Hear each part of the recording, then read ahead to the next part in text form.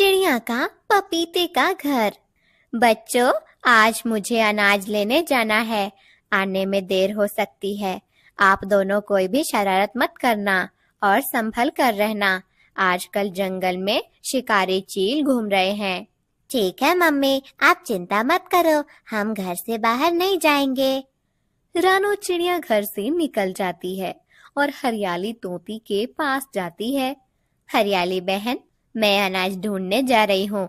आप भी मेरे साथ अनाज ढूंढने चलो। मैंने सुना है 2-3 दिन में बहुत तेज बारिश होने वाली है। मैं तो आज मायके जाने वाली हूँ और 3-4 दिनों के बाद ही आऊंगी। तब तक बारिश भी रुक जाएगी। अच्छा, तो ठीक है, मैं चलती हूँ। रानो चिड़िया थोड़ी दूर आती है तो उसे कालू और गोरी का घर दिखाई देता है। पता नहीं कालू और गोरी को पता भी है कि नहीं। 2-3 दिन में बहुत बारिश होने वाली है। चलो बता ही देती हूँ। रानो कालू और गोरी के घर आ जाती है। कालू भाई, आपको पता है 2-3 दिन में जंगल में बहुत तेज बारिश होने वाली है। हाँ हाँ, हमें पता है। पिछली बार भी तुमने ऐसे ही कहा था, लेकिन तब तो कोई बारिश नहीं हुई थी। गोरी बहन, इस बार मौसम के कुछ जानकार पंछियों ने बताया है कि बारिश बहुत तेज आने वाली है। मैं तो अनाज लाने जा रही हूँ। मुझे लगता है कि आपको भी अनाज लाने चलना चाहिए। हाँ, हमारे पास अभी थोड़ा अनाज है और मुझे नहीं लगता कि बारिश आएगी, तो हम अभी अनाज लाने नहीं आएंगे। तुम जा सकती हो। रानो चिड़िया वहां से चली जाती है। थोड़ी दूर आने के बाद चिड़िया को कुछ लकड़ियां दिखाई देती हैं। रानो एक पेड़ की डाली पर बैठ जाती है। मेरा तो घोंसला भी अब कमजोर हो चुका है। ज्यादा तूफानी बारिश आ जाए तो मेरा घोंसला बारिश में बिखर जाएगा। टुन्नू जी, आज आप साथ होते तो बहुत अच्छा होता। रानो अपने आप से बातें कर ही रही थी कि तभी एक शिकारी चील रानो चिड़िया को देख लेता है और वो रानो चिड़िया की ओर ही आ रहा था। अरे, ये शिकारी चील तो मेरी तरफ ही आ रहा है। रानो चिड़िया जल्दी से भागने लगती है। चील भी बहुत तेजी से रानो चिड़िया के पीछे भागता है। आज तो कुछ भी हो जाए, इस चिड़िया को नहीं छोड़ूंगा। चिड़िया मिल जाए तो मजे ही मजे हैं। रानो चिड़िया उड़ते उड़ते बहुत दूर आ जाती है और चील भी उसका पीछा कर रहा था। पता नहीं ये चील मेरा पीछा कब छोड़ेगा। अब तो जंगल भी खत्म हो चुका है। रानो चिड़िया को आगे एक पहाड़ दिखाई देता है। चलो, इस पहाड़ के पीछे जाती हूँ, फिर इस चील से बच जाऊंगी। रानो चिड़िया बहुत तेजी से पहाड़ के पीछे जाती है और तभी पहाड़ के पास चील भी पहुंच जाता है। अभी तो यही थी वो चिड़िया, कहाँ गई? लेकिन वो छोटी चिड़िया मुझसे बच नहीं सकती। रानो चिड़िया पहाड़ के पीछे आते ही उसे बहुत बड़े बड़े पपीते के पेड़ दिखाई देते हैं। कितने बड़े बड़े पपीते के पेड़ हैं। इस पपीते के पत्तों में छुप जाऊंगी तो शिकारी चील मुझे पकड़ नहीं पाएगा। जरूर चिड़िया इस पहाड़ के पीछे ही गई होगी। आज तो कुछ भी हो जाए, उसे पकड़ कर ही रहूंगा। बुल्ला चील भी पहाड़ के पीछे जाता है। वो वहां आसपास उड़कर देखता है, लेकिन उसे वहां कोई दिखाई नहीं देता। रानो चिड़िया पत्तों में छुपकर बुल्ला चील को देख रही थी। लगता है चिड़िया भाग गई। आज भी कोई मरा हुआ शिकारी ही खाना पड़ेगा। ऐसा कहकर भुल्ला चील वहां से चला जाता है। रानो चिड़िया चील को जाता हुआ देखती है। बच गई। रानो चिड़िया जब पत्तों से बाहर आती है तो वो देखती है कि कुछ पपीते के पौधों में बहुत ही बड़े बड़े पपीते लगे हुए थे।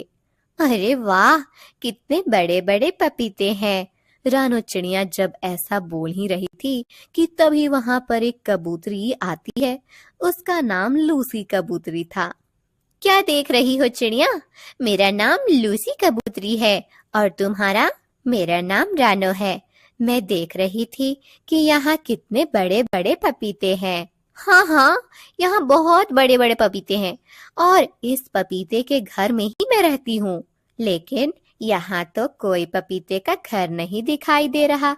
रुको, मैं दिखाती। लूसी कबूतरी हल्के से अपने घर का दरवाजा खोलती है। देखो रानो, ये है मेरा घोंसला। बाहर से पपीता और अंदर से मेरा घोंसला। हाँ, ये तो बहुत अच्छा है। बाहर से लगता ही नहीं कि अंदर कोई घोंसला भी है। हाँ रानो, शिकारी पक्षियों से बचने के लिए मैं यहाँ रहती हूँ। आपका घोंसला बहुत अच्छा है लूसी बहन, लेकिन अब मैं चलती हूँ। मेरे बच्चे घर पे मेरी राह देख रहे होंगे। ऐसा कहकर रानो वहां से निकल जाती है। रास्ते में रानो को कुछ अनाज मिल जाता है। उसे लेकर वो अपने घर पहुंच जाती है। रानो 1-2 दिन थोड़ा बहुत अनाज इकट्ठा कर लेती है। रात के समय इतना अनाज काफी है हमारे लिए। अब मुझे कुछ लकड़ियां लानी होंगी। कल से मैं कुछ लकड़ियां लाऊंगी और अपना घोंसला मजबूत करूंगी। आधी रात हो जाती है। जंगल में काले बादल छा जाते हैं और धीरे धीरे बारिश शुरू हो जाती है।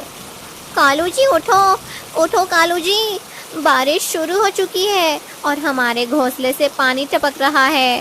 अरे सोने दो गोरी, मुझे क्यों परेशान कर रही हो? गोरी कुछ बोले उससे पहले ही कालू के मुंह पर भी पानी टपकने लगता है। कालू उठ जाता है। गोरी अब क्या करें? वो चिड़िया तो ठीक कह रही थी, हमने उसकी बात नहीं सुनी। इधर बारिश की आवाज सुनकर रानो चिड़िया भी उठ जाती है। उसके घोंसले में भी एक जगह पर पानी टपकने लगा।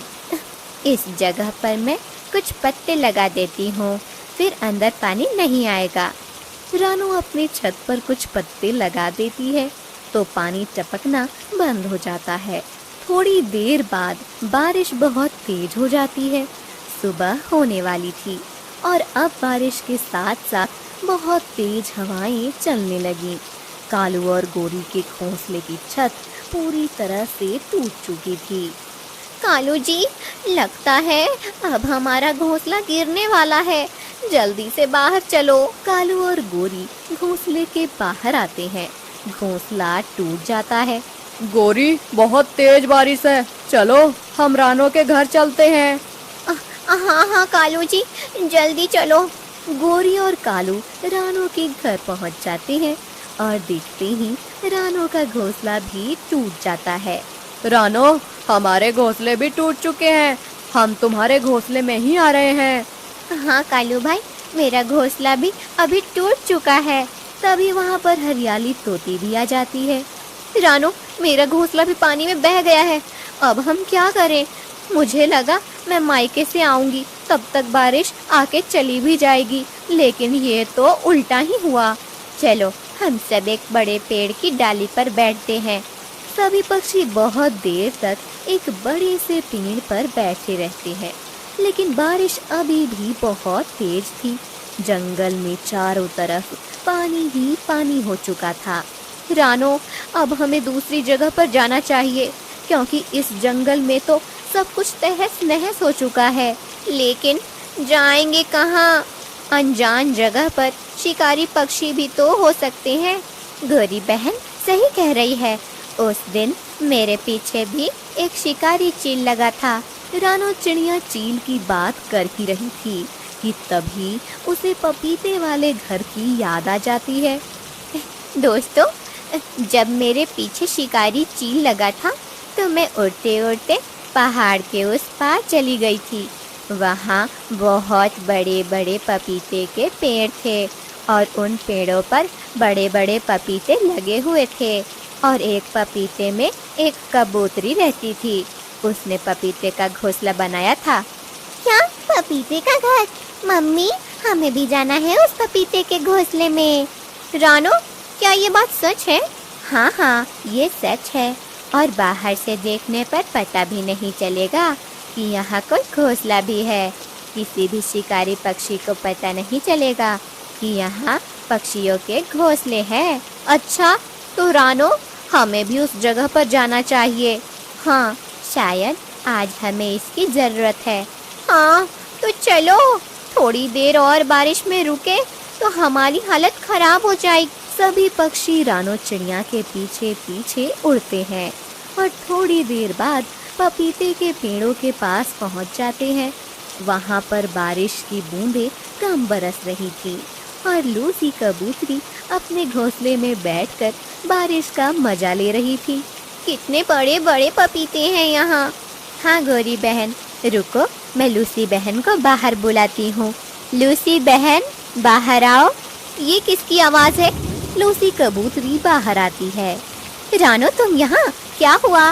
लूसी बहन, हमारे जंगल में बहुत बारिश हो रही है और हमारे घोंसले भी टूट चुके हैं। अब हमारे पास कोई सहारा नहीं है, इसलिए हम यहाँ आए हैं। क्या हम भी इस बड़े बड़े पपीते के घर बनाकर यहाँ रह सकते हैं? हाँ हाँ, क्यों नहीं, तुम सब यहाँ रह सकते हो और मुझे भी कुछ दोस्त मिल जाएंगे। शुक्रिया लूसी बहन। रानो, चलो, मैं भी पपीते के अंदर से खोखला करने में आपकी मदद करती हूँ। सारे पक्षी मिलकर एक एक पपीते का घोंसला बना लेते हैं। अरे वाह, कितने अच्छे घोंसले बने हैं हमारे। हाँ गोरी बहन, अब तो कोई भी शिकारी पक्षी हमें ढूंढ नहीं पाएगा। लूसी बहन, हमारे पास खाने के लिए कुछ भी नहीं है और मेरे बच्चे भी भूखे हैं। यहाँ आसपास कुछ अनाज मिल जाएगा। आप सब चिंता मत करो, मेरे पास बहुत सारा अनाज है। मैं सबको थोड़ा थोड़ा अनाज दे देती हूँ। और यहाँ थोड़ी दूर ही मीठे फलों के पेड़ हैं। बारिश रुकने के बाद हम सब पक्षी वहाँ जाकर फल खाएंगे। मीठे फल तो मुझे बहुत पसंद है। गोरी, लेकिन बारिश रुकने के बाद हम वहाँ जाएंगे, अभी नहीं, बहुत थक चुके हैं हम। लूसी कबूतरी सबको थोड़ा थोड़ा अनाज दे देती है। सब पक्षी अपने अपने घोंसले से बारिश का मजा लेते हैं। 2 दिन बाद बारिश रुक जाती है और सभी पक्षी मीठे फल खाने जाते हैं। यहाँ पर तो फलों और अनाज की कोई कमी नहीं है और शिकारी पक्षियों का भी कोई डर नहीं। हाँ हरियाली बहन, अब हम इसी जगह में रहेंगे। सभी पक्षी मीठे मीठे फलों के स्वाद के साथ पपीतों के घोंसलों में खुशी खुशी रहने लगते हैं।